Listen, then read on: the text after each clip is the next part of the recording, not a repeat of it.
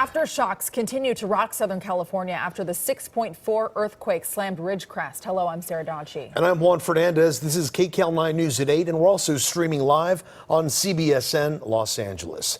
Well, seismologists say more are on the way, and they just can't say when or where or how strong they'll be. There have been more than 1,400 aftershocks since the original quake.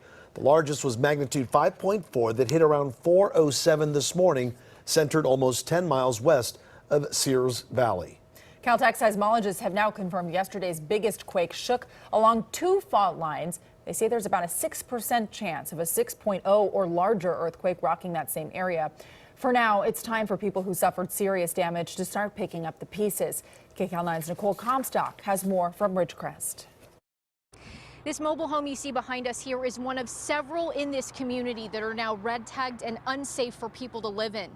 Today, government officials took a tour through the community to get a look at the damage themselves. There's broken glass all over the floor inside this mobile home in Ridgecrest. The Sturgeon's home of 20 years is now red tagged and unsafe to live in after a 6.4 magnitude earthquake. How could this have happened? We never dreamed it would happen. This is among the worst of the damage caused by the violent shaking that was caught on camera inside multiple businesses. The worst quake SoCal has seen in decades. They red tagged it, but they're letting us go in and get our stuff out. Unfortunately, they can't put this place back together.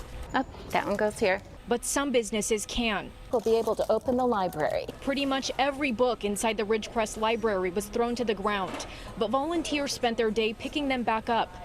Something to keep Kate Anderson's mind off the hundreds of aftershocks she's felt since. 4 o'clock this morning, it was 5.4, and I dove under the table. It was a good place to keep the little ones occupied too. These 7-year-old twins put on a show. I went to the library for summer reading and all I got was a silly Sophie. They left the serious stuff to the adults. House Minority Leader Kevin McCarthy visited the mobile home park late this afternoon, bringing a dolly to help those forced to leave. And late last night, it actually felt like those aftershocks were tapering off a bit until early this morning at about 4 o'clock when we experienced that 5.4 magnitude quake. Woke everyone up in town here.